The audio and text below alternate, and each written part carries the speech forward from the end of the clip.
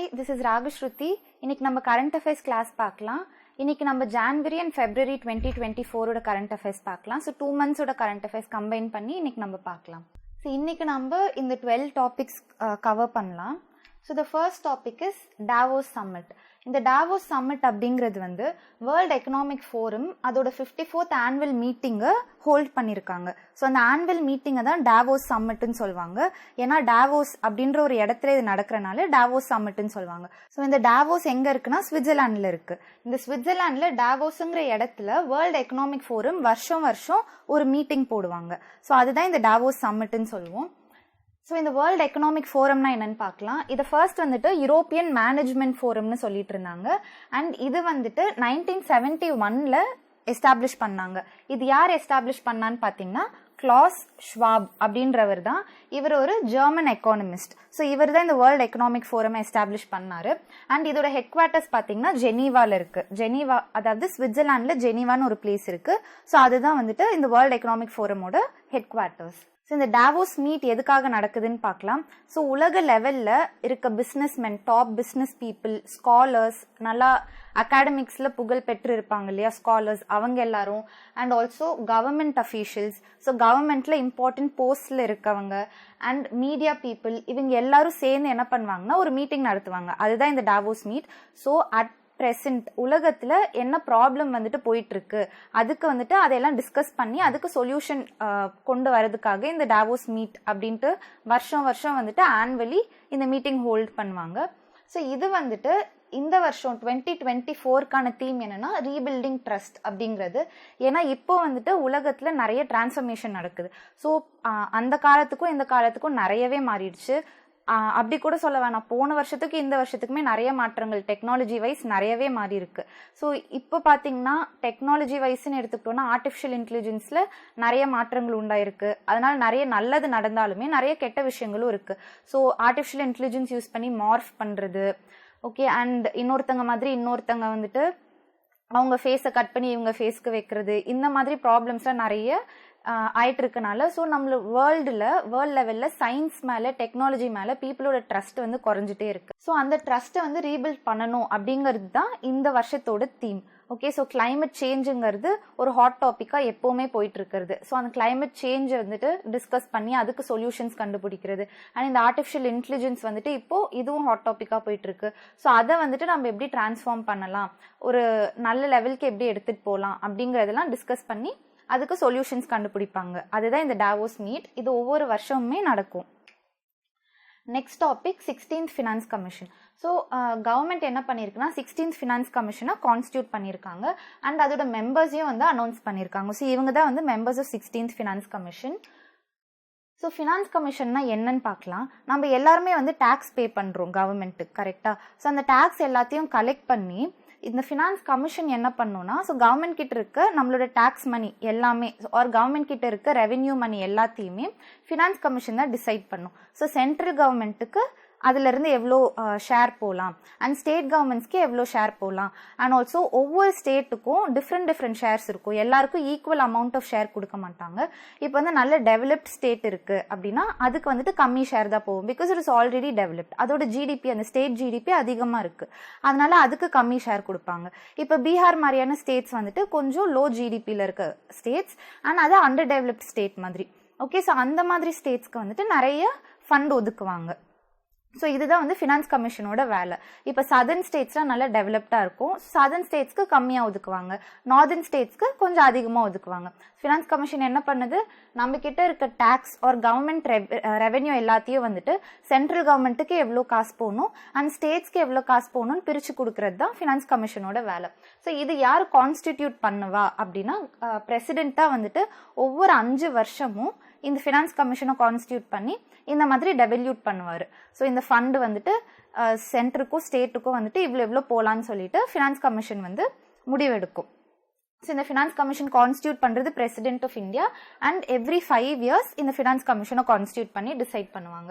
And article 280 of Indian constitution கீழே தான் இந்த ஃபினான்ஸ் கமிஷனை பிரசிடென்ட் ஆஃப் இந்தியா கான்ஸ்டியூட் பண்ணுறாரு. Okay, every 5 years president of India வந்துட்டு ஃபினான்ஸ் கமிஷன் கான்ஸ்டியூட் பண்ணலாம் அப்படின்னு சொல்லி யார் சொல்கிறா அப்படின்னா அது இந்தியன் கான்ஸ்டியூஷனில் ஆர்டிகல் 280 கீழே கொடுத்துருக்காங்க.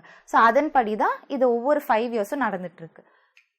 இப்போ இவங்க எல்லாம் தான் வந்துட்டு members of 16th finance commission. So Arvind Panagariya அவர் தான் வந்து சேர்மேனாக இருக்காரு. அஜய் நாராயண் ஜா, ஆனி ஜார்ஜ் மேத்யூ, நிரஞ்சன் ராஜத்யக்ஷா, சௌமியா கண்டி கோஷ் இவங்க எல்லாருமே வந்துட்டு மெம்பர்ஸாக இருக்காங்க. Okay, these are the members of 16th finance commission. இப்போ நெக்ஸ்ட் பார்த்தீங்கன்னா India's first snow leopard population assessment. So இது ஏன் நியூஸில் வந்ததுன்னு பார்க்கலாம். இப்போ union minister of environment, forest and climate change என்ன பண்ணியிருக்காங்கன்னா வந்து ஸ்னோ லெப்பர்ட்ஸ் இந்தியாவில் எவ்வளோ இருக்குது, ஸோ அதோட பாப்புலேஷனை வந்துட்டு ரிலீஸ் பண்ணியிருக்காங்க. ஓகே, அந்த ரிப்போர்ட்டை ரிலீஸ் பண்ணியிருக்காங்க. ஸோ ஸ்னோ லெப்பர்ட் பாப்புலேஷன் இந்தியாவில் எவ்வளோ இருக்குன்ற ரிப்போர்ட்டை இவங்க ரிலீஸ் பண்ணியிருக்காங்க. அதனால இது நியூஸில் வந்துச்சு. And snow leopard population assessment in India program, இந்த அசஸ்மெண்ட் ப்ரோக்ராம்னா என்ன பண்ணாங்கன்னா அனலைஸ் பண்ணாங்க, அசஸ் பண்ணாங்க, போயிட்டு எவ்வளோ ஸ்னோ லெப்பர்ட்ஸ் வந்துட்டு இந்தியாவில் இருக்குது அப்படின்னு சொல்லி எந்தெந்த ஸ்டேட்ஸில் வந்துட்டு ஸ்னோ லெப்பர்ட்ஸ் இருக்குது அண்ட் ஒவ்வொரு ஸ்டேட்லேயும் எத்தனை ஸ்னோ லெப்பர்ட்ஸ் இருக்குது அப்படின்ற எல்லா அசஸ்மெண்ட்டையும் அவங்க எடுத்து இவங்க தான் வந்துட்டு அந்த ரிப்போர்ட்டை வந்து ஃபார்மலைஸ் பண்ணாங்க. அண்ட் இந்த ரிப்போர்ட்டை தான் வந்து இந்த union minister of environment, forest and climate change release பண்ணாங்க.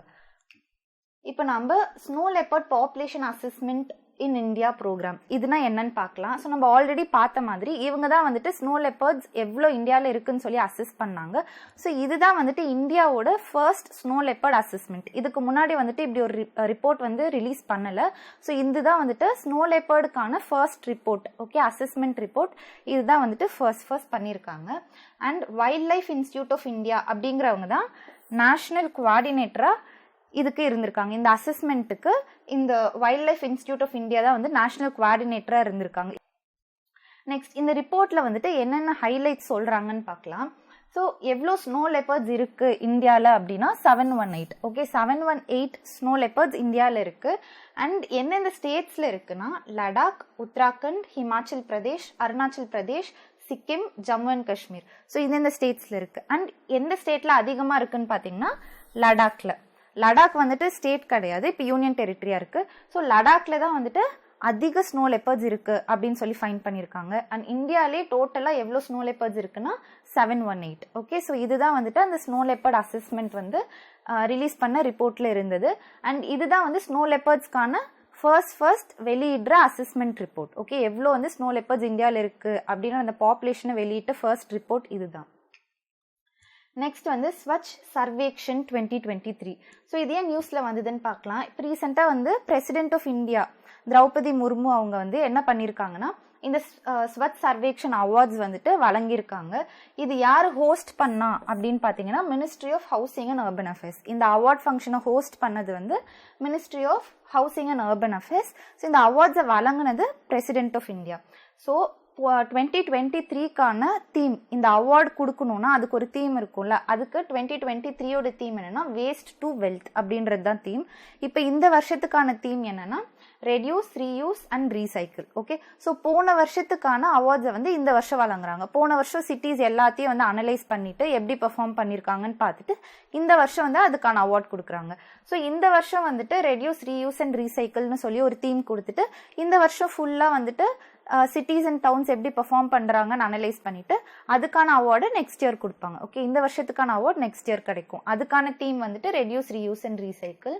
இப்போ இந்த ஸ்வச் சர்வேக்ஷன் அவார்ட்னா என்னன்னு பார்க்கலாம். ஸோ நம்ம கண்ட்ரியில் நிறைய ஸ்டேட்ஸ் இருக்குது. அந்த நிறைய ஸ்டேட்ஸில் நிறைய சிட்டிஸ் அண்ட் டவுன்ஸ் இருக்குது. ஸோ இவங்க என்ன பண்ணுவாங்கன்னா ஒவ்வொரு சிட்டி அண்ட் டவுன் ஓகே எல்லாத்தையும் வந்துட்டு சர்வே பண்ணுவாங்க, அனலைஸ் பண்ணுவாங்க. அவங்க எவ்வளோ க்ளீனாக இருக்காங்கன்னா என்ன சிட்டியை எவ்வளோ க்ளீனாக வச்சுக்கிறாங்க, ரோட்ஸ்லாம் நீட்டாக இருக்கா, ஹைஜீனிக்காக இருக்கா, ப்ராப்பர் பப்ளிக் டாய்லெட்ஸ் இருக்கா, எதுவும் குப்பை எல்லாம் போடாமல் இருக்காங்களா, இது எல்லாமே ஓகே, இந்த சானிடேஷன்லாம் ப்ராப்பராக இருக்கா, ட்ரைனேஜ் சிஸ்டம்ஸ் ப்ராப்பராக இருக்கா, இது எல்லாமே அனலைஸ் பண்ணி சர்வே பண்ணி அதுக்கு இந்த ஸ்வச் சர்வேக்ஷன் அவார்டுன்னு சொல்லிட்டு வருஷம் வருஷம் அந்த கிளீனஸ்ட் சிட்டிக்கு கொடுக்குற அவார்டு தான் இது. ஓகே, இது வந்து ஸ்வச் பாரத் அபியன் அப்படின்றது கீழே வரும். ஸ்வச் பாரத் அபியன்னா கிளீன் இந்தியா அப்படின்னு சொல்லி கேம்பெயின்ஸ் நடந்துட்டு இருந்துச்சு இல்லையா, அதுக்கு கீழே தான் இந்த ஸ்வச் சர்வேக்ஷன் அவார்டு வரும். இது யார் லான்ச் பண்ணாங்கன்னா ministry of housing and urban affairs, இவங்க தான் லான்ச் பண்ணாங்க. இது இம்ப்ளிமெண்ட் பண்ணது வந்துட்டு quality council of India. Okay, so இந்த ministry of housing and urban affairs launch பண்ணாங்க. அண்ட் இவங்களோட சேர்ந்து இம்ப்ளிமெண்ட் பண்ணது யாருன்னா குவாலிட்டி கவுன்சில் ஆஃப் இந்தியா. இவங்க தான் வந்து இம்ப்ளிமெண்டிங் பார்ட்னராக இருந்தாங்க. இப்போ யாரெல்லாம் இந்த அவார்ட்ஸ் வாங்கினாங்கன்னு பார்க்கலாம். சூரத், இண்டோர், இந்த 2 சிட்டிஸ் தான் வந்துட்டு இந்தியாவிலே கிளீனஸ்ட் சிட்டிஸ் அப்படின்னு சொல்லி இந்த வருஷம் அவார்ட் வாங்கின 2 சிட்டிஸ். ஸோ சூரத் வந்து குஜராத்தில் இருக்கு, இண்டோர் வந்து மத்திய பிரதேஷ்ல இருக்கு. So these 2 are the cleanest cities of India. இவங்க 2 பேரும் வந்துட்டு ஃபர்ஸ்ட் பிளேஸ் பேக் பண்ணியிருக்காங்க. அண்ட் இண்டோர் இருக்குல்ல, இண்டோருக்கு இது 7th டைம். ஸோ கண்டினியூஸாக 7 வருஷமா இண்டோர் தான் இந்த அவார்ட் வாங்கிட்டே இருக்கு. கிளீனஸ்ட் சிட்டி ஆஃப் இந்தியா அப்படின்னா 7 வருஷமா இண்டோர் தான் இந்த அவார்ட் வாங்கிட்டு இருக்கு. ஸோ அங்கே பார்த்தீங்கன்னா உங்களுக்கே தெரியும் ரோடு எவ்வளோ நீட்டாக க்ளீனாக இருக்குன்னு சொல்லிட்டு. ஸோ இண்டோர் தான் வந்துட்டு இது இந்த வருஷம் வந்து இண்டோருக்கு 7th year cleanest city of இந்தியான்னு வாங்குறது. இந்த வருஷம் வந்து இண்டோர் கூட சேர்ந்து சூரத்தும் கிளீனஸ்ட் சிட்டி ஆஃப் இந்தியான்ற அவார்ட் வாங்கியிருக்கு. இப்போ கண்டோன்மெண்ட் போர்டுனா என்னன்னா மிலிட்ரி பீப்புளெலாம் வந்துட்டு ஸ்டே பண்ணுறதுக்காக ஒரு ஏரியா, ரெசிடென்ஷியல் ஏரியா இருக்கும்ல, அதான் கண்டோன்மெண்ட் போர்டுன்னு சொல்லுவாங்க. ஸோ அந்த கண்ட்ரியில் இருக்க எல்லா கண்டோன்மெண்ட் போர்டையும் எடுத்து அசஸ் பண்ணி எந்த கண்டோன்மெண்ட் போர்டு ரொம்ப க்ளீனாக இருக்குது அப்படின்னு சொல்லி பார்த்ததுல மவு கண்டோன்மெண்ட் போர்டு, மத்திய பிரதேஷில் மவு கண்டோன்மெண்ட் போர்டு அதுதான் கிளீனஸ்ட் கண்டோன்மெண்ட் போர்டு அவார்ட் வாங்கியிருக்கு. அண்ட் கிளீனஸ்ட் கங்கா டவுன்ஸ் அப்படின்னு சொல்லி ஒரு கேட்டகரி வச்சுருக்காங்க. கிளீனஸ்ட் கங்கா டவுன்ஸ்னால் என்ன, கங்கா ரிவர் வந்து எந்தெந்த சிட்டிஸ் அண்ட் டவுன்ஸ் வழியாக பாயுது அப்படின்னு சொல்லி பார்த்துட்டு அந்த கங்கா ரிவரை ஒட்டி இருக்க டவுன்ஸ் அண்ட் சிட்டிஸை அசஸ் பண்ணுவாங்க யார் க்ளீனாக வச்சுருக்கான்னு. இதுக்கு வந்து இது எதுக்காக போட்டிருக்காங்க, இது ஏன் தனி ஒரு கேட்டகரி, ஏன் யமுனா போடலாம், மற்ற ரிவர்ஸ் போடலாமே, ஏன் கங்கா மட்டும் போட்டிருக்காங்க அப்படின்னா கங்கா ரீசெண்டாக ரொம்ப பொல்யூட் ஆகிட்டு வந்துட்டு இருக்கு. நம்ம நிறைய நியூஸில் பார்த்துருப்போம், அதோட கிளீனிங் கேம்பெயின் நிறைய பார்த்துருப்போம், அதுக்கு நிறைய ஃபண்ட் அலோகேட் பண்ணுறது பார்த்துருப்போம். ஸோ கங்கா வந்து நிறைய பொல்யூட் பண்ணிட்டு இருக்காங்க. ஸோ இந்த மாதிரி ஒரு கேட்டகரி வச்சு கிளீனஸ்ட் கங்கா டவுன்ற கேட்டகரி வச்சா அந்த டவுன்ஸ்ல இருந்து நிறையவே பொல்யூட் பண்ணுவாங்க. கரெக்டா? ஸோ இந்த டவுன் அண்ட் சிட்டிஸ் வந்துட்டு கிளீனா இருந்தாலே அந்த ரிவருமே கிளீனா இருக்கும். ஸோ அந்த சிட்டிஸ் வந்துட்டு கிளீனா இருக்குன்னா ஆப்வியஸ்லி அந்த ரிவரை வந்து பொல்யூட் பண்றது கம்மியாகும். ஸோ இதுக்காக இந்த கேட்டகரி வந்துட்டு ஆட் பண்ணி வச்சாங்க. அதில் வந்துட்டு கிளீனஸ்ட் கங்கா டவுன் அப்படின்னு எது வாங்கியிருக்குன்னா வாரணாசி. ஸோ வாரணாசி தான் கிளீனஸ்ட் கங்கா டவுன். நெக்ஸ்ட் வந்துட்டு செகண்ட் வந்து யார் வாங்கியிருக்காங்கன்னா பிரயாக்ராஜ். ஓகே, ஸோ பிரயாக்ராஜ் வந்து second place and Varanasi first place. So இதோட மெயின் எய்மே என்னன்னா அந்த ரிவரை வந்து பாதுகாக்கணும், க்ளீனாக வச்சுக்கணும்னா ஃபர்ஸ்ட் அந்த டவுன் க்ளீனாக இருக்கணும். ஸோ அதை வந்துட்டு ப்ரொமோட் பண்ணுறதுக்காக இந்த மாதிரி ஒரு அவார்ட் இந்த கேட்டகரி வச்சுருக்காங்க. நெக்ஸ்ட் வந்துட்டு சண்டிகாருக்கு safest city for sanitation workers அப்படின்ற அவார்ட் கொடுத்துருக்காங்க. சானிடேஷன் ஒர்க்கர்ஸ்னால் யார், ட்ரைனேஜ் க்ளீன் பண்ணுறவங்க, கூட்டுறவங்க, பெருக்கிறவங்க, இது எல்லாமே sanitation workers. And public toilets clean பண்ணுறவங்க. ஓகே, இதில் வந்துட்டு அவங்களுக்கு வந்து சேஃபாக இருக்க சிட்டி அப்படின்னா சண்டிகார். இதில் என்ன சேஃப், சானிடேஷன் ஒர்க்கர்ஸ்க்கு என்ன சேஃப்டி அப்படின்னு பார்த்தீங்கன்னா நிறைய பேர் வந்து இந்த ட்ரைனேஜ் க்ளீன் பண்ணும்போது இறந்து போயிடுறாங்கன்னு சொல்லி நம்ம நிறைய நியூஸில் பார்த்துருப்போம். ஏன்னா வந்து மீத்தேன் கேஸ் வந்துட்டு அந்த ட்ரைனேஜில் நிறையா இருக்கும். ஸோ உள்ளே போய் ட்ரைனேஜ்குள்ளே போயிட்டு க்ளீன் பண்ணி அந்த கேஸ் ஃபுல்லாக வந்து அவங்க சுவாசித்து இறந்துருவாங்க. ஸோ அந்த மாதிரி நடக்காமல் அண்ட் இந்த மாதிரி சானிடேஷன் ஒர்க்கர்ஸ்க்கு சேஃபான ஒரு சிட்டியாக வழங்குறது வந்துட்டு it is Chandigarh. So these are the cities that bag the awards this year. So இது நம்ம ஆல்ரெடி பார்த்த மாதிரி யார் வந்துட்டு பேக் பண்ணான்னு பார்த்தோம், இண்டோர் அண்ட் சூரத் பார்த்தோம். அண்ட் டாப் 10 சிட்டிஸ்ன்னு பார்த்தீங்கன்னா இண்டோர், சூரத், நவி மும்பை, விசாகப்பட்டினம், போபால், இது எல்லாமே வந்துட்டு ஸோ டாப் 5 மட்டும் நம்ம வச்சுக்கலாம். ஸோ இதில் தான் டாப் 5 சிட்டிஸ். இதில் தமிழ்நாடு வந்துட்டு ஒரு ப்ரைஸும் வாங்கலை, ஒரு அவார்டும் வாங்கலை டாப் 10ல். இப்போ பாட்டம் 3 நம்ம எடுத்துக்கிட்டோன்னா ஸோ எது லீஸ்ட் கிளீனஸ்ட் சிட்டி அப்படின்னா ரொம்ப அன்கிளீன் சிட்டி அந்த மாதிரி பார்த்தோன்னா கொல்கட்டா, அசன்சோல், ஹவுரா, இது மூணுமே வந்துட்டு வெஸ்ட் பெங்காலில் தான் இருக்குது. இந்த 3 சிட்டிஸுமே சர்ப்ரைசிங்லி வெஸ்ட் பெங்காலில் இருக்குது. வெஸ்ட் பெங்காலில் இருக்க இந்த 3 சிட்டிஸும் ரொம்ப அன்கிளீன் சிட்டிஸ் அப்படின்னு சொல்லி ரொம்ப கடைசி ரேங்க் வாங்கியிருக்கு. And top states, so top க்ளீனாக இருக்க ஸ்டேட்ஸ் அப்படின்னா ஃபர்ஸ்ட் மகாராஷ்டிரா, அப்புறம் மத்திய பிரதேஷ், தென் சத்தீஸ்கர், இந்த 3 ஸ்டேட்ஸ் சொல்கிறாங்க. அண்ட் மோஸ்ட் இம்ப்ரூவ்ட் ஸ்டேட்ஸ் அப்படின்னு பார்த்தீங்கன்னா பனாஜி கோவா அண்ட் நவ்ரோசாபாத் மத்திய பிரதேஷ், இது ரெண்டும் வந்துட்டு முன்னாடி விட இப்போ ரொம்பவே இம்ப்ரூவ் ஆயிருக்கு அப்படின்னு சொல்லியிருக்காங்க. நெக்ஸ்ட் வந்து அத்தால் சேத்து. ஸோ அத்தால் சேத்து இது ஏன் நியூஸில் இருக்குன்னு பார்க்கலாம். அத்தால் சேத்துங்கிறது ஒரு பிரிட்ஜோட பேர். இதை வந்துட்டு மும்பை டிரான்ஸ் ஹார்பர் லிங்க் அப்படின்னு சொல்லுவாங்க. இது அஃபிஷியலாக நம்ம சொல்கிறது அத்தால் சேத்து பிரிட்ஜுன்னு சொல்லுவோம். இதை இப்போ பிரைம் மினிஸ்டர் ஆஃப் இந்தியா ரீசெண்டாக இதை வந்துட்டு இனாக்ரேட் பண்ணார். இது வந்து ஒரு 22 கிலோமீட்டர் சி பிரிட்ஜ். ஸோ அந்த ஃபோட்டோவில் பார்த்தீங்கனாலே உங்களுக்கு தெரியும், ஃபுல்லாகவே வந்து சீல வந்துட்டு ஒரு இடத்துலேருந்து இன்னொரு இடத்த கனெக்ட் பண்ணுற ஒரு பிரிட்ஜ் தான் இது. இது 22 கிலோமீட்டர்ஸ் லாங். ஓகே, இது ஃபுல்லாக சி வழியாகவே இருக்கும். இதுதான் வந்து longest bridge in India. So இந்தியாவில் இருக்க எல்லா பிரிட்ஜை விட இதுதான் longest bridge and also the longest sea bridge in India.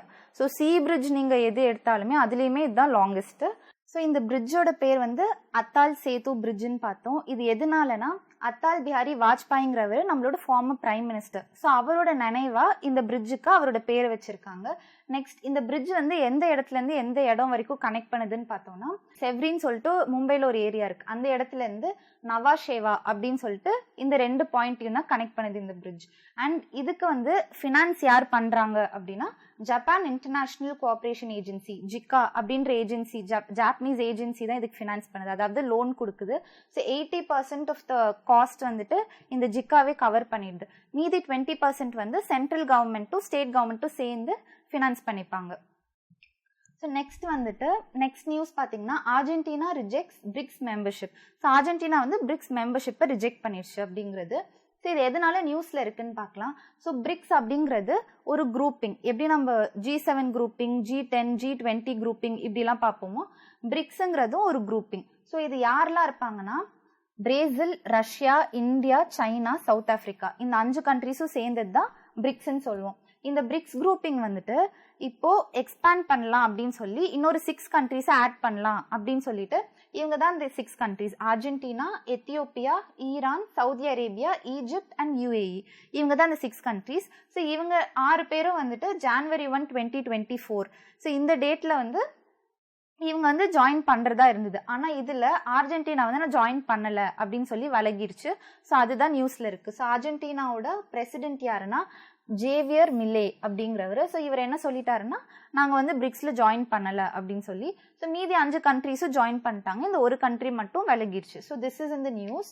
இப்போ நம்ம பிரிக்ஸ்னால் என்னன்னு பார்க்கலாம். ஸோ பிரிக்ஸ்னால் ஆல்ரெடி பார்த்தோம் 5 கண்ட்ரிஸ் இருக்குன்னு சொல்லிட்டு. அதில் வந்துட்டு இந்த பிரிக் அப்படின்ற டேர்ம் வந்துட்டு எப்போ இன்ட்ரடியூஸ் ஆச்சுன்னா 2001. ஓகே, அதில் எஸ் இருக்காது, ஃபர்ஸ்ட் பிரிக்குன்னு தான் இருந்தது. ஸோ இந்த பிரிக்ஸோட ஃபவுண்டிங் கண்ட்ரிஸ்ன்னு பார்த்தீங்கன்னா இந்த 4 கண்ட்ரிஸ் தான்: Brazil, Russia, India, China. So 2010 தான் சவுத் ஆஃப்ரிக்கா என்ட்ரி ஆச்சு. ஓகே, 2010 தான் ஜாயின் பண்ணுச்சு. அதுக்கப்புறம் தான் பிரிக்குங்கிறது பிரிக்ஸ்ன்னு ஆச்சு. அதுக்கு முன்னாடி பிரிக்குன்னு தான் இருந்தது. இது 2001 இந்த டேர்மை காயின் பண்ணாங்க. யார் காயின் பண்ணானா ஜிம் ஓ நீல் அப்படிங்கிறத காயின் பண்ணாரு. ஸோ இவர் ஒரு பிரிட்டிஷ் எக்கானமிஸ்ட். ஸோ இவர் தான் பிரிக்குங்கிற டேர்மை கொடுத்தாரு. 2010 பிரிக்ஸ் அப்படின்னு சொல்லி சவுத் ஆஃப்ரிக்கா ஜாயின் பண்ணால பிரிக்ஸ்ன்னு ஆச்சு. இதோட சேர்மன்ஷிப் வந்துட்டு ஒவ்வொரு வருஷமும் ரொட்டேட் ஆகிட்டே இருக்கும். ஸோ இந்த வருஷம் வந்து பிரேசில் இருந்தது அப்படின்னா அடுத்த வருஷம் ரஷ்யா இருக்கும், தென் இந்தியா, தென் சைனா, தென் சவுத் ஆஃப்ரிக்கா அப்படின்னு சொல்லி இந்த மாதிரி மாறி மாறி வருஷம் சேர்மன்ஷிப் மாறிட்டே இருக்கும். இப்போ வந்து 15th பிரிக்ஸ் சம்மிட் அப்படின்னு சொல்லி போன வருஷம் நடந்தது. இந்த வருஷம் 16th பிரிக்ஸ் சம்மிட் நடக்கும். ப்ராபப்ளி அக்டோபர் நவம்பர் நடக்கும். ஸோ இந்த 15th பிரிக்ஸ் சம்மிட்ல என்ன நடந்ததுன்னு பார்க்கலாம். இது எங்கே நடந்ததுன்னா சவுத் ஆஃப்ரிக்கா ஜோஹான்ஸ்பர்க்ல நடந்துச்சு. சவுத் ஆஃப்ரிக்காவில் ஜோஹான்ஸ்பர்க்னு ஒரு இடம் இருக்குது. ஸோ அங்கே தான் இந்த 15th பிரிக்ஸ் சம்மிட் நடந்துச்சு. ஸோ இதோட தீம் பார்த்தீங்கன்னா 15th பிரிக்ஸ் சம்மிட்டோட தீம் வந்து பிரிக்ஸ் அண்ட் ஆஃப்ரிக்கா. ஸோ ஆஃப்ரிக்காவை எப்படி டெவலப் பண்ணலாம் அப்படின்றத மேஜர் தீமாக வச்சுட்டு இது நடந்தது. அதில் ஒரு இம்பார்ட்டண்ட்டான விஷயம் நடந்தது என்னன்னா பிரிக்ஸோட எக்ஸ்பேன்ஷன். ஸோ நம்ம பார்த்தோம் 5 கண்ட்ரீஸ் தான் முன்னாடி இருந்தது. ஆக்சுவலி 4 கண்ட்ரீஸ் தான் இருந்தது. இந்த 4 கண்ட்ரீஸ் தான் இருந்தது. அதுக்கப்புறம் சவுத் ஆஃப்ரிக்கா 2010 ஜாயின் பண்ணுச்சு. இப்போ வந்துட்டு இந்த 15th பிரிக்ஸ் சம்மிட்ல வந்து இந்த 6 கண்ட்ரிஸையும் ஆட் பண்ணிக்கலாம் அப்படின்னு சொல்லி டிசைட் பண்ணாங்க. அதில் வந்துட்டு இந்த அர்ஜென்டினா வரலன்னு சொல்லி இப்போ அது ரிஜெக்ட் பண்ணிருச்சு பிரிக்ஸ் மெம்பர்ஷிப்பை. ஸோ மீதி Saudi Arabia, Egypt, UAE, Iran, Ethiopia இந்த 5 கண்ட்ரிஸும் இப்போ பிரிக்ஸில் சேர்ந்துருச்சு. ஸோ இதுதான் வந்துட்டு பிரிக்ஸ் எக்ஸ்பேன்ஷன். இது வந்து 15th பிரிக்ஸ் சம்மிட்ல நடந்த ஒரு விஷயம். நெக்ஸ்ட் வந்து நியூ ராம்சார் சைட்ஸ். ஸோ இந்த டாபிக் ராம்சார் சைட்ஸுங்கிற டாபிக் வந்து நம்ம ப்ரீவியஸ் கிளாஸஸ்லேயே நம்ம பார்த்துருப்போம். ஸோ ராம்சார் சைட்னா என்னது, ஸோ எதனால அது இம்பார்ட்டண்ட், ஓகே, ராம்சார் வெட்லேண்ட்ஸ்னா என்னது, சிக்னிஃபிகன்ஸ் ஆஃப் வெட்லேண்ட்ஸ், இது எல்லாமே நம்ம ப்ரீவியஸ் கிளாஸஸில் பார்த்துருப்போம். So you can refer to that. So ஃபெப்ரவரியில் 75 ராம்சார் சைட்ஸ் இருந்துச்சு. ஸோ 5 புது ராம்சார் சைட்ஸ் ஆட் பண்ணி 80 ஆச்சு. ஓகே, இந்தியாவில் 80 ராம்சார் சைட்ஸ் ஃபெப்ரவரியில் இருந்துச்சு.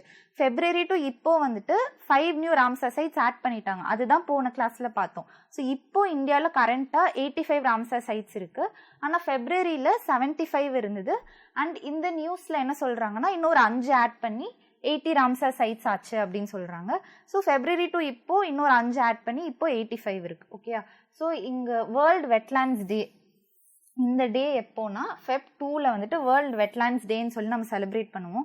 இந்த வேர்ல்டு வெட்லாண்ட்ஸ் டே அன்னைக்கு தான் இந்த 5 புது ராம்சார் சைட்ஸை வந்துட்டு கொடுத்துருக்காங்க. ஓகே, ஸோ அந்த 5 சைட்ஸ் என்னன்னு பார்க்கலாம். 3 சைட் வந்துட்டு கர்நாடகாவில் இருக்குது, 2 வந்து தமிழ்நாட்டில் இருக்குது. ஸோ என்னென்ன இடம்னு பார்க்கலாம். Ankasamudra bird conservation reserve, Aghanashini estuary, Magadikere conservation reserve, இது 3மே வந்துட்டு கர்நாடகாவில் இருக்குது. கரைவெட்டி பேர்ட் சாங்சுரி, இது அரியலூர் டிஸ்ட்ரிக்ட்ல இருக்கு. லாங்வுட் ஷோலா ரிசர்வ் ஃபாரஸ்ட், இது நீல்கிரிஸ் டிஸ்ட்ரிக்ட்ல இருக்கு. ஓகே, இது 2 வந்து தமிழ்நாட்டில் இருக்கு. ஸோ இது 5 தான் இப்போ புது ராம்சார் சைட்ஸை ஃபெப்ரவரியில் ஆட் பண்ணாங்க. ஓகேயா? இப்போ தமிழ்நாடுல தான் வந்துட்டு இந்தியாவிலே எந்த ஸ்டேட்ல அதிக ராம்சார் சைட்ஸ் இருக்கு அப்படின்னா தமிழ்நாடு. டோட்டல் நம்பர் வந்து 16 சைட்ஸ். ஓகேயா? 16 சைட்ஸ் தமிழ்நாட்டில் இருக்கு. நெக்ஸ்ட் செகண்ட் பிளேஸ் யாருக்குன்னா உத்தரப்பிரதேஷ். உத்தரப்பிரதேஷ்ல 10 சைட்ஸ் இருக்கு. அண்ட் இப்போ ப்ரெசென்ட்டாக எவ்வளோ சைட்ஸ் இந்தியாவில் இருக்குது, ராம்சார் சைட்ஸ் எவ்வளோ இருக்குன்னா 85. ஓகே, இப்போ 85 சைட்ஸ் இருக்குது. என்னெல்லாம் புதுசாக ஆட் பண்ணாங்க நம்ம முன்னாடி கிளாஸில் பார்த்தோம். அண்ட் ராம்சார் சைட்ஸ்னால் என்ன, வெட்லாண்ட்ஸ்னால் என்ன, அது சிக்னிஃபிகன்ஸ் என்ன அப்படின்ற டவுட்ஸில் இருந்தால் நீங்கள் ப்ரீவியஸ் கிளாஸ் ரெஃபர் பண்ணுங்கள். ஓகே, இப்போ நெக்ஸ்ட் வந்துட்டு பாரத் ரத்னா அவார்ட்ஸ் 2024. ஸோ இந்த பாரத் ரத்னா அவார்ட்ஸ் வந்துட்டு கன்ஃபர் பண்ணியிருக்காங்க. அது யாருக்காக அப்படின்னா ஒரு 5 பீப்புளுக்கு இந்த வருஷம் கொடுத்துருக்காங்க. Okay, Bharat Ratna awards. அந்த 5 பீப்புள் யாருன்னு பார்க்கலாம். ஃபர்ஸ்ட் கர்பூரி தக்கூர். ஸோ இவருக்கு வந்துட்டு இந்த அவார்ட் கொடுத்துருக்காங்க. இவரை வந்து ஜன் நாயக் அப்படின்னு சொல்லிட்டு இவருக்கு இன்னொரு பேர் இருக்கு. இவர் வந்து பீகாரோட சீஃப் மினிஸ்டர் 2 வாட்டி இருந்திருக்காரு. அண்ட் ஆல்சோ இவருக்கு போஸ்ட்மஸா இந்த அவார்டு வழங்கியிருக்காங்க. போஸ்ட்மஸ்னா என்னன்னா ஒருத்தர் வந்துட்டு இறந்ததுக்கு அப்புறம் அந்த அவார்டு கொடுப்பாங்க இல்லையா, அதான் போஸ்ட்மஸ்ன்னு சொல்லுவோம். ஓகே, நம்மளுக்கு ஓபிசிக்கு ரிசர்வேஷன் இருக்குன்னு நம்ம பார்த்தோம்ல, இவர் தான் வந்துட்டு ஃபர்ஸ்ட் பீகார்ல ஓபிசிஸ்க்கு 26% ரிசர்வேஷன் கொடுத்தது. எதை பேஸ் பண்ணி கொடுத்தாரு அப்படின்னா முங்கேரி லால் கமிஷன் அப்படின்னு சொல்லி பீகார்ல ஒரு கமிஷன் போட்டு பீகார்ல இருக்க காஸ்ட் எல்லாத்தையுமே வந்துட்டு பார்க்க சொன்னாங்க. ஸோ எந்த மாதிரி ஒவ்வொரு காஸ்ட்டும் இருக்காங்க, பெர்ஃபார்ம் பண்றாங்க அப்படின்ட்டு. அதுல பேக்வர்ட் காஸ்ட் வந்துட்டு ரொம்ப புவரா இருக்காங்க, அவங்களுக்கு ரிசர்வேஷன் வேணும் அப்படின்னு சொல்லி இந்த முங்கேரி லால் கமிஷன் ரெக்கமெண்ட் பண்ணுச்சு. ஸோ அந்த ரெக்கமெண்டேஷனை பேஸ் பண்ணி தான் இவர் என்ன பண்ணாருன்னா ஓபிசிஸ்க்கு 26% ரிசர்வேஷன் கொடுத்தாரு பீகார்ல. ஓகே, நெக்ஸ்ட் வந்துட்டு MS சுவாமிநாதன். இவர் வந்துட்டு நம்ம தமிழ்நாட்டை சேர்ந்த ஒருத்தர் தான். MS சுவாமிநாதனுங்கிறவர் தான் நம்ம father of India's green revolution சொல்லுவோம். ஓகே, பிகாஸ் எதனால இவர் இப்படி சொல்றோம் அப்படின்னா இந்தியா வந்து இண்டிபெண்டன்ஸ்க்கு அப்புறம் ரொம்ப ஏழை நாடாக தான் இருந்துச்சு. பிகாஸ் பிரிட்டிஷ் என்ன பண்ணாங்க, போறதுக்கு முன்னாடி எல்லாமே சுரண்டிட்டு போயிட்டாங்க. இந்தியா ஒரு ஏழை நாடாக தான் இருந்துச்சு. அதுக்கப்புறம் தான் நம்ம எல்லாமே டெவலப் பண்ணது. ஸோ அந்த டைம்ல நிறைய பாவர்ட்டி இருந்தது, ஏழ்மை இருந்தது, மக்களுக்கு சாப்பாடு கூட இல்லாம அந்த அளவுக்கு கஷ்டத்துல நிறைய பேர் இருந்தாங்க. ஸோ அந்த டைம் நம்ம என்ன பண்ணோம்னா நம்ம கிட்ட குட் குவாலிட்டி சீட்ஸ் கிடையாது. நம்ம பயிர் விதைச்சு நம்ம நெல் எடுக்கலாம் அப்படின்னா கூட நம்ம கிட்ட குட் குவாலிட்டி சீட்ஸ் கிடையாது.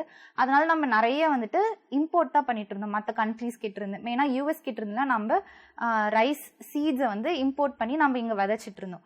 இந்த US என்ன பண்ணுச்சுன்னா நம்ம திரும்ப அவங்க கிட்ட இருந்து வாங்கணும் அப்படின்னு சொல்லிட்டு இந்த ரைஸ் வந்து சீட்ஸ் கொடுப்பாங்கல்ல, அதை வந்துட்டு கொடுக்கும் போது அதோட சேர்த்து வீடுன்னா என்னது, இந்த புல் இருக்குல்ல, அந்த புல் செடியோட விதையும் சேர்த்து அந்த நெல்லோட சீட்ஸோட அந்த ரைஸ் சீட்ஸோட சேர்த்து அனுப்பிட்டாங்க. ஸோ நாமளும் அது தெரியாம விதைச்சோன்னே ஃபுல்லா அங்கங்க நிறைய புல். இப்போ நம்ம வயக்காட்டுலலாம் பார்த்தீங்கன்னா நிறைய புல் நீங்க பார்க்க முடியும். அந்த புல்லெல்லாம் வந்துட்டு எங்க இருந்து வந்ததுன்னா யூஎஸ் வந்துட்டு அனுப்பின சீட்ஸோட அந்த புல்லு சீட்ஸும் சேர்த்து அனுப்புனால அது எல்லாமே வந்துட்டு இங்க பரவுச்சு.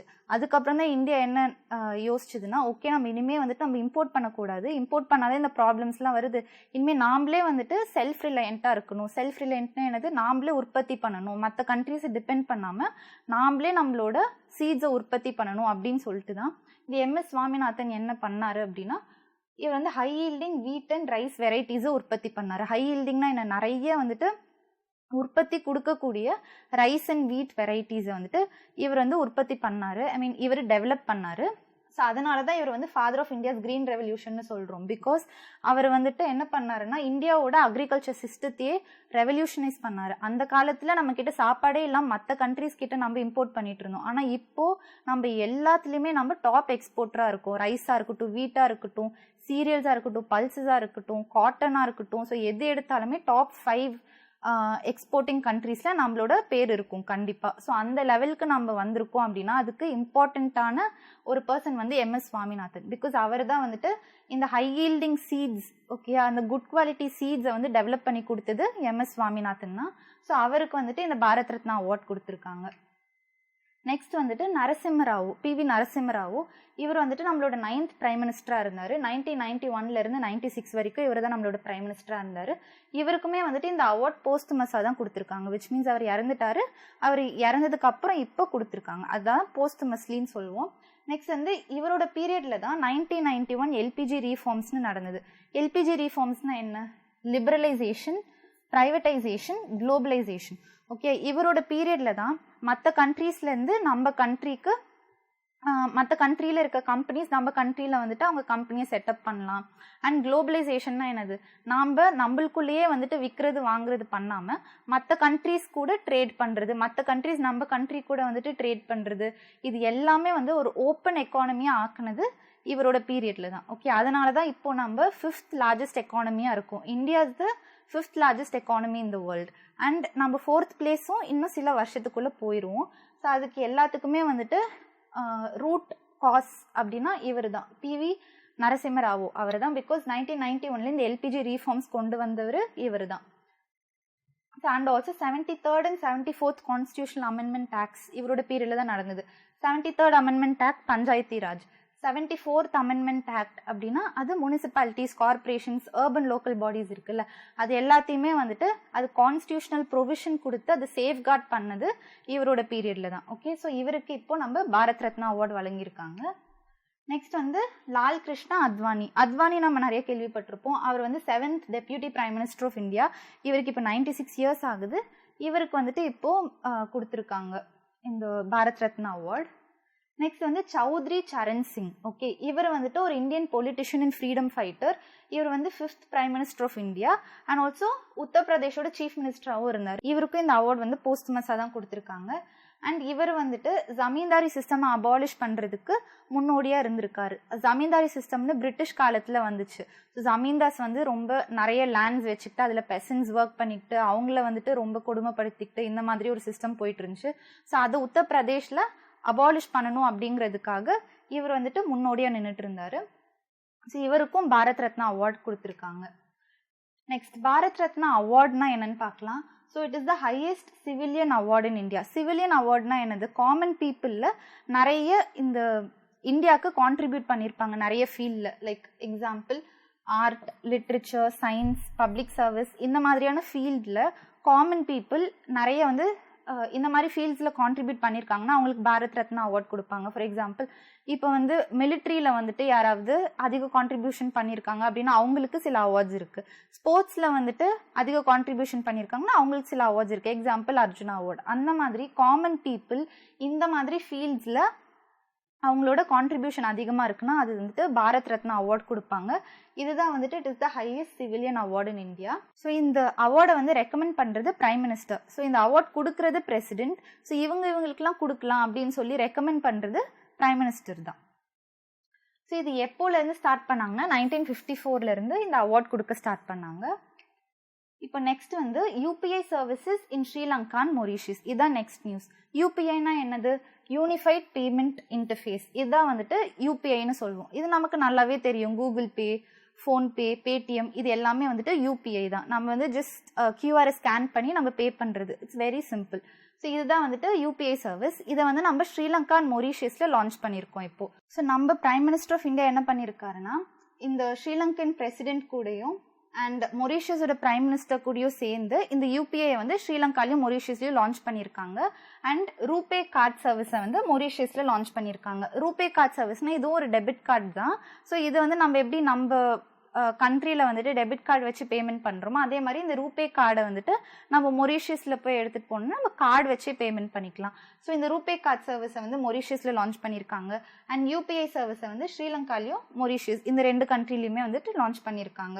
ஸோ இந்த யூபிஐ சர்வீஸை வந்து யார் டெவலப் பண்ணாங்க அப்படின்னா NPCI international payments limited NIPL இவங்க தான் வந்து இந்த யூபிஐ சர்வீஸை டெவலப் பண்ணது. இது கைட்லைன்ஸ் கொடுத்தது வந்து reserve bank of India RBI. So develop பண்ணது வந்துட்டு இந்த NIPL. இப்போ எந்தெந்த கண்ட்ரிஸ் வந்து யூபிஐ அக்செப்ட் பண்ணும், ஸோ நம்ம இந்த கண்ட்ரீஸுக்குலாம் போனால் என்ன பண்ணலாம், நம்ம ஃபோன் எடுத்து ஜஸ்ட் QR ஸ்கேன் பண்ணி பேமெண்ட் பண்ணிடலாம். அவங்க காசு நம்ம கையில் இருக்கணும்னு அவசியம் கிடையாது. ஜஸ்ட் நம்ம ஃபோன் வச்சு நம்ம இந்தியாவில் எப்படி பே பண்ணுறோமோ அதே மாதிரி அங்கேயும் பேமெண்ட் பண்ணிக்கலாம். ஸோ எந்தெந்த கண்ட்ரிஸ் வந்து யூபிஐ அக்செப்ட் பண்ணுறாங்கன்னா Bhutan, France, Mauritius, Nepal, Singapore, Sri Lanka, UAE. Okay, இவங்க எல்லாருமே வந்து யூபிஐ சர்வீசஸ் அக்செப்ட் பண்ணிப்பாங்க. இப்போ நெக்ஸ்ட் வந்துட்டு convention on conservation of migratory species CMS 14. So இந்த கன்வென்ஷன் வந்துட்டு இப்போ ரீசெண்டாக நடந்தது. ஸோ அதை வச்சு நியூஸ் வந்துச்சு. ஸோ கான்ஃபரன்ஸ் ஆஃப் பார்ட்டிஸ், அதுதான் காப்னு சொல்லுவோம். ஸோ இந்த கான்ஃபரன்ஸ் ஆஃப் பார்ட்டிஸ் நடந்தது. கான்ஃபரன்ஸ்னால் என்னது, எல்லாரும் ஒன்று சேர்ந்து டிஸ்கஸ் பண்ணுறது தான் கான்ஃபரன்ஸ். ஸோ இந்த கான்ஃபரன்ஸ் ஆஃப் பார்ட்டிஸ் வந்து இந்த மைக்ரேட்டரி ஸ்பீஷீஸை கன்சர்வ் பண்ணணும் அப்படிங்கிறதுக்காக ஒரு கான்ஃபரன்ஸ் போட்டாங்க. அதுதான் CMS 14. ஓகே, ஸோ மைக்ரேட்டரி ஸ்பீஷீஸ்னா என்னது, ஒரு இடத்துலேருந்து இன்னொரு இடத்துக்கு போகிறது தான் மைக்ரேஷன்னு சொல்லுவோம். இந்த அனிமல்ஸ் அண்ட் பேர்ட்ஸ்க்குலாம் பவுண்ட்ரி கிடையாது. நம்ம ஹியூமன்ஸ்க்கு பவுண்ட்ரிஸ் இருக்குது கரெக்டாக. நம்ம வீட்டுக்குன்னு நம்ம ஒரு வேலி போட்டு வச்சுப்போம். கண்ட்ரிக்கே வந்து பார்டர்னு இருக்குது. ஸோ ஹியூமன்ஸ்க்கு மட்டும்தான் இந்த பார்டர் பவுண்ட்ரிலாம். ஆனால் அனிமல்ஸ் அண்ட் பேர்ட்ஸ்க்கு அந்த மாதிரிலாம் கிடையாது. உலகத்தில் எல்லா இடமும் அது இடம் தான். ஸோ ஃபாரஸ்ட் எங்கெல்லாம் இருக்கோ அங்கெல்லாம் அது சுற்றிட்டு தான் இருக்கும். அதுக்கு பவுண்ட்ரின்னு கிடையாது. ஸோ ஒரு கண்ட்ரிக்கும் இன்னொரு கண்ட்ரிக்கும் ஒரு ஃபாரஸ்ட் எக்ஸ்டெண்ட் ஆகுது அப்படின்னா அதுக்கு தெரியாது இந்த கண்ட்ரியில் தான் நம்ம இருக்கணும், இதுதான் பவுண்ட்ரி அப்படின்லாம் தெரியாது. அது பாட்டுக்கு எல்லா இடத்துக்கும் போயிட்டு தான் இருக்கும். ஸோ என்னோட கண்ட்ரியில் இருக்க அனிமல்ஸை மட்டும்தான் நான் பாதுகாப்பேன்னு நம்ம சொல்ல முடியாது கரெக்டாக. பிகாஸ் அந்த அனிமல்ஸ் வந்து அடுத்த கண்ட்ரிக்கும் போகும், திருப்பி நம்ம கண்ட்ரிக்கும் வரும். ஸோ நம்மளுக்கு சொல்ல முடியாது. அதனால தான் இவங்க எல்லாரும் சேர்ந்து என்ன பண்ணியிருக்காங்க, இந்த கன்சர்வேஷன் ஆஃப் மைக்ரேட்டரி ஸ்பீஷீஸ்க்கான ஒரு கன்வென்ஷன், ஜாயிண்ட் கன்வென்ஷன் போட்டு ஒரு அக்ரிமெண்ட் மாதிரி போட்டு நாம் வந்து இந்த அனிமல்ஸ்லாம் கன்சர்வ் பண்ணணும். இப்போ இந்த CMS அப்படின்னா என்னன்னு பார்க்கல. CMSனா என்ன, கன்சர்வேஷன் ஆஃப் மைக்ரேட்டரி ஸ்பீஷீஸ்.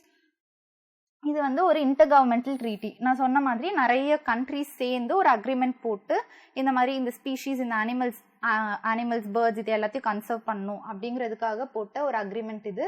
இது வந்து யுனைடெட் நேஷன்ஸ் என்வைரன்மெண்ட் ப்ரோக்ராம் கீழே இந்த CMS வரும். ஓகேயா, இது வந்துட்டு பான் கன்வென்ஷன் அப்படின்னு சொல்லுவாங்க. இதுக்கு இன்னொரு பேர் வந்து பான் கன்வென்ஷன். இது 1979 சைன் பண்ணி ஸ்டார்ட் பண்ணாங்க. அண்ட் இது எப்போ வந்து இம்ப்ளிமெண்ட் பண்ணாங்க, ஒரு ஃபோர்ஸ்க்கு எப்போ வந்துச்சு, எப்போ ஸ்டார்ட் ஆச்சு அப்படின்னா அது 1983. எவ்வளோ கண்ட்ரீஸ் இதில் வந்து இருக்காங்கன்னா 133 கண்ட்ரீஸ் இதில் மெம்பர்ஸாக இருக்காங்க. இந்தியா எப்போ ஜாயின் பண்ணுச்சு அப்படின்னா 1983 இந்தியா ஒரு மெம்பர் ஆச்சு. ஓகே, ஸோ CMSல வந்து 133 மெம்பர்ஸ் கரண்ட்லி இருக்காங்க. அண்ட் இந்தியாவும் இதில் ஒரு மெம்பராக இருக்குது. ஸோ ஞான்பீத் அவார்ட் 2023 இப்போ 58th ஞான்பீத் அவார்டு வந்துட்டு 2 பேர்த்துக்கு கொடுத்துருக்காங்க. இந்த ஞான்பீத் அவார்டுனா என்னன்னு பார்க்கலாம், எதுக்காக கொடுக்குறாங்கன்னு பார்க்கலாம். ஸோ இந்த ஞான்பீத் அவார்டு வந்துட்டு இந்த வருஷம் 2 பேர் வாங்கியிருக்காங்க. யாருன்னா சான்ஸ்கிரிட்ல ஜகத்குரு ரம்பத்ராச்சாரியா அப்படின்றவர் வந்துட்டு சான்ஸ்கிரிட்காக வாங்கியிருக்காரு. அண்ட் குல்சர் அப்படிங்கிறவர் ஒரு உருது போயட். ஓகே, அவரும் வந்துட்டு இந்த அவார்டு வாங்கியிருக்காரு. ஸோ இவங்க 2 பேர்த்துக்கு தான் இந்த ஞான்பீத் அவார்டு இந்த வருஷம் கொடுத்துருக்காங்க. அண்ட் சான்ஸ்கிரிட் வந்துட்டு 2nd டைம் இந்த அவார்டு வாங்குது. அண்ட் உருது வந்துட்டு 5th டைம். ஓகேயா, இப்போ குல்சர்னா யாருன்னு பார்க்கலாம், இவர் என்ன கான்ட்ரிபியூட் பண்ணியிருக்காருன்னு பார்க்கலாம். ஸோ இவரோட உண்மையான பேர் என்னன்னா சம்பூரன் சிங் கல்ரா, இதுதான் இவரோட உண்மையான பேர். ஆனால் வந்து இவரை கூப்பிடுறது வந்துட்டு குல்சர் அப்படின்னு தான் நம்ம கூப்பிடுவோம். அண்ட் இவர் நிறைய அவார்ட்ஸ் வாங்கியிருக்காரு. என்னென்னலாம் பாருங்களேன், சாகித்ய அகாடமி அவார்டு வாங்கியிருக்காரு. And Dada Saheb Phalke award, Padma Bhushan, national film awards, இது எல்லாமே வந்துட்டு இவர் வாங்கியிருக்காரு. நமக்கு வந்து ஸ்லம்டாக் மில்லியனர் படம் நல்லாவே தெரியும். ஸோ அந்த படத்தில் ஜேஹோ சாங் நல்லாவே தெரியும். அந்த ஜேஹோ சாங்க்கு Oscar award and also Grammy award கிடைச்சிது. யாருக்கு, AR ரஹ்மானுக்கு. ஸோ அந்த ஜேஹோ சாங் எழுதுனது வந்துட்டு இந்த குல்சர் தான். அதை கம்போஸ் பண்ணது ரஹ்மான், அது எழுதுனது வந்துட்டு குல்சர். ஓகே, ஸோ நெக்ஸ்ட் வந்துட்டு ஜகத்குரு ரம்பத்ராச்சாரியா. ஸோ இவருக்கும் இந்த ஞான்பீத் அவார்டு கொடுத்துருக்காங்க. ஸோ இவர் வந்துட்டு ஒரு போய்ட் அண்ட் ரைட்டர். ஸோ இவர் நிறைய லாங்குவேஜஸில் எழுதியிருக்காரு. ஃபார் எக்ஸாம்பிள் சான்ஸ்கிரிட், ஹிந்தி, அவதி, மைத்லி இந்த மாதிரியான லாங்குவேஜஸில் எழுதியிருக்காரு. அண்ட் 240 புக்ஸ் மேலே எழுதியிருக்காரு. இவர் வந்துட்டு பத்ம விபூஷன் அவார்டும் வாங்கியிருக்காரு. ஓகே, ஸோ இவருக்கும் வந்துட்டு இந்த ஞான்பீத் அவார்ட் கொடுத்துருக்காங்க. இப்போ ஞான்பீத் அவார்ட்னா என்னன்னு பாருங்க. It is India's oldest and highest literary award. Okay, இந்தியாவிலே ஓல்டஸ்ட் அவார்டு இதுதான். அண்ட் ஆல்சோ ஹையஸ்ட் லிட்ரரி அவார்டும் இந்த ஞான்பீத் அவார்ட் தான்.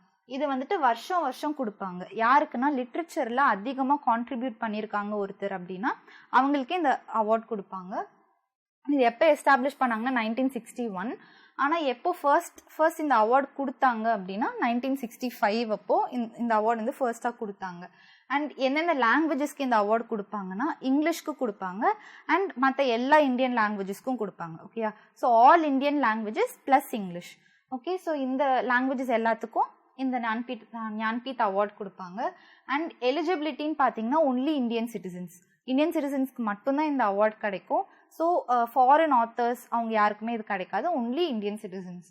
அண்ட் இது வந்து போஸ்ட்மஸாக கொடுக்க மாட்டாங்க. ஒருத்தர் வந்து உயிரோடு இருந்தால் மட்டும்தான் அவங்களுக்கு இந்த அவார்ட் கிடைக்கும். ஸோ அவங்க இறந்ததுக்கு அப்புறம் லைக் பாரத் ரத்னா அவார்ட் போஸ்ட்மஸாக கொடுப்பாங்க, நம்ம பார்த்தோம். ஆனால் இந்த அவார்ட் வந்துட்டு அந்த மாதிரி ஒருத்தர் இறந்ததுக்கு அப்புறம் இந்த அவார்ட் கொடுக்க மாட்டாங்க. So this is about Jnanpith award. Next வந்துட்டு UAE exits from FATF grey list. So FATFனா என்னன்னு பார்க்கலாம், கிரே லிஸ்ட்னா என்னன்னு பார்க்கலாம். ஸோ இந்த நியூஸில் என்ன சொல்கிறாங்கன்னா UAE வந்துட்டு இந்த கிரே லிஸ்ட்டில் வந்து UAE இருந்துச்சு, இப்போ வந்து எக்ஸிட் ஆயிடுச்சு அப்படின்னு சொல்கிறாங்க. ஸோ திஸ் இஸ் இந்த நியூஸ். இப்போ நம்ம FATFனா என்னன்னு பார்க்கலாம். FATFனா global money laundering and terrorist financing watchdog. Money லாண்ட்ரிங்னா என்னது? மணி லாண்ட்ரிங்னா கருப்பு பணம்லாம் வந்துட்டு பதுக்கி வைப்பாங்கல்ல, பிளாக் மணிலாம். ஸோ இவங்க என்ன பண்ணுவாங்க, இல்லீகலாக சம்பாரிச்ச மணி, அதுதான் வந்துட்டு மணி லாண்ட்ரிங். அதை எல்லாம் எடுத்துகிட்டு போயிட்டு வேற ஏதாவது கண்ட்ரி, இப்போ நம்ம கண்ட்ரியில் இந்த லாஸ்லாம் ரொம்ப ஸ்ட்ரிஞ்சென்ட்டாக இருக்கும், ஸ்ட்ரிக்டாக இருக்கும். ஸோ லாஸ்லாம் வந்துட்டு ஸ்ட்ரிக்டாக இல்லாத கண்ட்ரிக்கு எடுத்துகிட்டு போய் ஸ்விஸ் பேங்க்கில் நம்ம நிறைய கேள்விப்பட்டிருப்போம், படத்திலலாம் பார்த்துருப்போம். ஸோ இந்த பிளாக் மணிலாம் எடுத்துகிட்டு போய் ஸ்விஸ் பேங்க்கில் வச்சுருவாங்க, போட்டுருவாங்கன்னு சொல்லிடலாம். ஸோ அது எல்லாமே மணி லாண்ட்ரிங் தான், இல்லீகலாக சம்பாரிச்ச மணி, அதுதான் மணி லாண்ட்ரிங்னு சொல்லுவோம். ஸோ டெரரிஸ்ட் ஃபினான்சிங் அப்படின்னா டெரரிஸ்ட் குரூப்ஸ்க்கு வந்து ஃபினான்ஸ் பண்ணுறது, ஃபண்ட்ஸ் கொடுக்கறது, அவங்க வெப்பன்ஸ் வாங்குறதுக்கும் அவங்க ஆப்ரேட் பண்ணுறதுக்கும் ஃபண்ட்ஸ் கொடுக்கறது, அது எல்லாமே வந்து டெரரிஸ்ட் ஃபினான்சிங்னு சொல்லுவோம். ஸோ இந்த மாதிரி மணி லாண்ட்ரிங்கையும் டெரரிஸ்ட் ஃபினான்சிங்கையும் வந்துட்டு ஸ்டாப் பண்ணுறதுக்கு ஸ்டார்ட் பண்ணது தான் இந்த ஆர்கனைசேஷன், FATFங்கிற organisation. So financial action task force, இதுதான் அதோட ஃபுல் ஃபார்ம். ஓகே, FATFனா financial action task force. So இவங்க வந்துட்டு ஒரு வாட்ச் டாகாக இருக்காங்க, கண்காணிச்சுட்டே இருப்பாங்க. ஸோ இந்த மாதிரி மணி லாண்ட்ரிங்கும் டெரரிஸ்ட் ஃபினான்சிங்கும் நடக்காமல் கண்காணிச்சுட்டே இருக்கிறது தான் இவங்களோட வேலை. இது எப்போ ஸ்டார்ட் பண்ணாங்கன்னா 1989 இதை செட்டப் பண்ணாங்க. எப்போனா பாரிஸில் வந்துட்டு G7 மீட்டிங் நடந்துச்சு. ஸோ G7னா குரூப் ஆஃப் 7 அப்படின்னு சொல்லுவோம். 7 கண்ட்ரீஸ் அந்த குரூப்பிங்கில் இருப்பாங்க. G5 கண்ட்ரீஸ் இருக்கு, G10 countries, G12 countries, G20 countries, இந்த மாதிரி நிறைய குரூப்பிங்ஸ் இருக்கு. அதில் இந்த G7 கண்ட்ரீஸ் வந்துட்டு மீட்டிங் வந்துட்டு பாரிஸில் போட்டாங்க. அப்போ வந்து இந்த மாதிரி நம்ம ஒரு ஃபினான்ஷியல் ஆக்ஷன் டாஸ்க் ஃபோர்ஸ் நம்ம கொண்டு வரலாம், இந்த மணி லாண்ட்ரிங்லாம் ஸ்டாப் பண்ணுறதுக்காக இது நம்ம ஒரு செட்டப் பண்ணலாம், FATFன்னு ஒரு ஆர்கனைசேஷனை செட்டப் பண்ணலான்னு சொல்லி இந்த மீட்டிங்கில் முடிவு பண்ணி இதில் ஸ்டார்ட் பண்ண, இதில் எஸ்டாப்ளிஷ் ஆன ஒரு ஆர்கனைசேஷன் தான் இந்த FATF. ஸோ ஃபர்ஸ்ட் வந்துட்டு மணி லாண்ட்ரிங் மட்டும்தான் பார்த்துட்டு இருந்துச்சு. ஆனால் யூஎஸில் வந்து 9/11 அட்டாக்ஸ்ன்ட்டு ஒன்று நடந்துச்சு. ஸோ அதுக்கப்புறம் என்ன பண்ணாங்கன்னா டெரரிஸ்ட் ஃபினான்சிங்கும் வந்துட்டு இது கீழே எடுத்துகிட்டு வந்துடலாம். So money laundering plus terrorist financing இது ரெண்டுத்தையுமே வந்துட்டு அது ஃபங்க்ஷனாக கொடுத்துடலான்னு சொல்லிட்டு ஸோ அதுலேருந்து வந்துட்டு இந்த 2 ஃபங்க்ஷனுமே இந்த FATF பார்த்துட்ருக்கு. இதில் மெம்பர்ஸ் பார்த்தீங்கன்னா 40 மெம்பர்ஸ் இருக்காங்க. ஸோ இதில் வந்துட்டு இந்தியாவும் ஒரு மெம்பராக இருக்குது. ஓகே, இந்த ஃபினான்ஷியல் ஆக்ஷன் டாஸ்க் ஃபோர்ஸில் India is also a member. இப்போ நம்ம ஆல்ரெடி FATFல பார்த்த மாதிரி மணி லாண்ட்ரிங், டெரரிஸ்ட் ஃபினான்சிங் இது எல்லாத்தையுமே வந்து கண்காணிச்சுட்டே இருக்கிற ஒரு ஆர்கனைசேஷன் தான் இந்த FATF. இதோட ஆப்ஜெக்டிவ் என்னன்னா சேம் தான், மணி லாண்ட்ரிங், டெரரிஸ்ட் ஃபினான்சிங்லாம் இருக்கக்கூடாது. அண்ட் ஹெட் குவார்ட்டர்ஸ் பார்த்தீங்கன்னா பாரிஸில் இருக்குது. அண்ட் இது எப்போ எஸ்டாப்ளிஷ் பண்ணாங்கன்னு பார்த்தோம் 1989 G7 சம்மிட்டில். ஓகே, பாரிஸில் G7 சம்மிட்டு நடந்துச்சு. அதில் வந்துட்டு இந்த FATF எஸ்டாப்ளிஷ் பண்ணாங்க. அண்ட் இதில் மெம்பர்ஸ் நம்ம எவ்வளோ பார்த்தோம், 40 மெம்பர்ஸ்ன்னு பார்த்தோம். ஸோ இங்கே 37 + 2 39. அண்ட் இந்தோனேஷியா வந்து முன்னாடி அப்சர்வராக இருந்துச்சு, இப்போ வந்துட்டு மெம்பர் ஆயிடுச்சு. Okay, so 40. முன்னாடி ஒரு அப்சர்வராக இருந்தது, இப்போ மெம்பர் ஆயிட்டனால 40 கண்ட்ரீஸ் இதில் இருக்குது. இப்போ இந்தியா வந்துட்டு 2006 அப்சர்வராக இருந்துச்சு, 2010 வந்துட்டு 34th மெம்பராக நம்ம ஜாயின் பண்ணோம் இந்த FATFல. So this is about FATF. இப்போது FATFல கிரே லிஸ்ட்டுன்னு பார்த்தோம். அதே மாதிரி பிளாக் லிஸ்ட்னு இருக்குது. ஸோ இந்த கிரே லிஸ்ட்னா என்னன்னு பார்க்கலாம். It is also known as increased monitoring list. So ஒரு கண்ட்ரி வந்துட்டு இந்த கிரே லிஸ்ட்குள்ளே போயிடுச்சுன்னா இந்த FATF என்ன பண்ணுன்னா அந்த கண்ட்ரியை ரொம்ப அதிகமாக மானிட்டர் பண்ணிகிட்டே இருக்கும். அவங்க என்ன பண்ணுறாங்க, அவங்க ஃபினான்சஸ்லாம் எங்கே போகுது அப்படின்ற மாதிரி ஃபுல் மானிட்டரிங் மோடில் அந்த கண்ட்ரி இருக்கும். அண்ட் இது வந்துட்டு இது எந்தெந்த கண்ட்ரிஸ் இது இந்த கிரே லிஸ்ட் கீழே ஆட் பண்ணுவாங்க அப்படின்னா அந்த கண்ட்ரியில் நிறைய மணி லாண்ட்ரிங் நடக்குது, நிறைய டெரரிஸ்ட் ஆக்டிவிட்டீஸ் நடந்துட்டு இருக்கு. ஓகே, அண்ட் அந்த கண்ட்ரி வந்து அது சும்மா அப்படியே கண்டுக்காத மாதிரி விட்டுட்டு இருக்கு, பெருசாக ஆக்ஷன் எடுக்காமல் இருக்கு. ஸோ அதிகமாக இந்த மாதிரி ப்ராப்ளம்ஸ்லாம் அந்த கண்ட்ரியில் வந்துட்டு இருக்குன்னா அந்த கண்ட்ரியை கிரே லிஸ்ட் கீழே வச்சிருவாங்க. ஓகேயா, இப்போது இந்த கிரே லிஸ்ட் கீழே இருக்க கண்ட்ரீஸ்க்கு இது ஒரு வார்னிங் மாதிரி. நீங்கள் நெக்ஸ்ட் வந்து பிளாக் லிஸ்ட்டில் போயிடுவீங்க. அதனால இது உங்களுக்கு ஒரு வார்னிங். நீங்கள் இப்போ கிரே லிஸ்ட்டில் இருக்கீங்க, நாங்கள் உங்களை கண்காணிச்சுட்டு இருக்கோம். நீங்கள் வந்துட்டு நெக்ஸ்ட்டு பிளாக் லிஸ்ட்டில் போவீங்க. நீங்கள் இதெல்லாம் கண்ட்ரோல் பண்ணாமல் இருந்தீங்கன்னா பிளாக் லிஸ்ட்டில் போவீங்க அப்படின்னு. இப்போ கிரே லிஸ்ட்டில் இருந்தால் என்னென்ன ப்ராப்ளம் அப்படின்னு பார்க்கலாம். இந்த கிரே லிஸ்ட்டில் இருந்துச்சுன்னா அந்த கண்ட்ரி, இப்போ இந்தியா வந்து கிரே லிஸ்ட்டில் இருக்குன்னா இந்தியாவுக்கு வந்துட்டு இது லோன்ஸ்லாம் நம்மளால வாங்க முடியாது. IMFல இருந்தும் வேர்ல்ட் பேங்க்ல இருந்தும் லோன்ஸ் வாங்க முடியாது. அண்ட் நம்மளோட ப்ராடக்ட்ஸ் வந்து மற்ற கண்ட்ரிஸ் வந்து பாய்காட் பண்ணுவாங்க. பாய்காட்னா என்னது, இப்போ நம்ம வந்துட்டு ஒரு டெக்ஸ்டைல் ஏதோ ஒன்று நம்ம எக்ஸ்போர்ட் பண்ணுறோன்னா நம்மளோட ப்ராடக்டை வாங்க மாட்டாங்க அந்த கண்ட்ரிஸ். ஓகே, ஸோ நம்மளுக்கு அது லாஸ் தான். அண்ட் ஆல்சோ இன்டர்நேஷ்னல் ட்ரேட் வந்து ரெடியூஸ் ஆகும். ஸோ நிறைய கண்ட்ரிஸ் வந்து நம்ம கூட ட்ரேட் பண்ண மாட்டாங்க. ஸோ நம்ம கிரே லிஸ்ட்டில் இருக்கோன்னா இவ்வளோ ப்ராப்ளம்ஸ் நம்ம ஃபேஸ் பண்ணுவோம், லோன்ஸும் வாங்க முடியாது. ஓகேயா, ஸோ இந்த மாதிரி ப்ராப்ளம்ஸ் இருக்குது. இப்போ நம்ம பிளாக் லிஸ்ட்டில் போயிட்டோம்னா இந்த பிளாக் லிஸ்ட் வந்து நான் கோஆப்ரேட்டிவ் கண்ட்ரிஸ், இந்த கண்ட்ரீஸ்லாம் பிளாக் லிஸ்ட்டில் இருப்பாங்க. இதில் வந்து கவர்மெண்ட்டே வந்து ஃபண்ட் பண்ணிட்டு இருக்கும். ஓகே, கவர்மெண்ட்டே வந்து டெரரிஸ்ட் ஆக்டிவிட்டீஸ்க்கு ஃபண்ட் பண்ணிட்டு இருக்கோம். ஸோ அந்த மாதிரி கண்ட்ரீஸ்லாம் வந்து பிளாக் லிஸ்ட்டில் வச்சுருவாங்க. இப்போ எந்தெந்த கண்ட்ரீஸ் வந்து பிளாக் லிஸ்ட்டில் இருக்குது அப்படின்னா Iran, north Korea and Myanmar, இந்த 3 கண்ட்ரீஸும் பிளாக் லிஸ்ட்டில் இருக்க கண்ட்ரீஸ். இன்னைக்கு வந்துட்டு நம்ம இந்த 12 டாபிக்ஸ் கவர் பண்ணோம். ஸோ முடிஞ்ச அளவுக்கு I've covered all the important topics. January and February இந்த 2 மந்த்ஸில் இருக்க இம்பார்ட்டன்ட் டாபிக்ஸ் கவர் பண்ணியிருக்கேன். And you also please read more about it. And இந்த டாபிக்ஸ்லேருந்து ஏதாவது ஒரு நியூஸ் உங்களுக்கு வந்துட்டு இருக்குன்னா அதை பற்றி இன்னும் அதிகமாக படிக்க ஆரம்பிங்க. ஸோ நெக்ஸ்ட் கிளாஸில் வந்துட்டு மார்ச் அண்ட் ஏப்ரலோட கரண்ட் அஃபேர்ஸ் நம்ம கவர் பண்ணலாம். Thank you so much.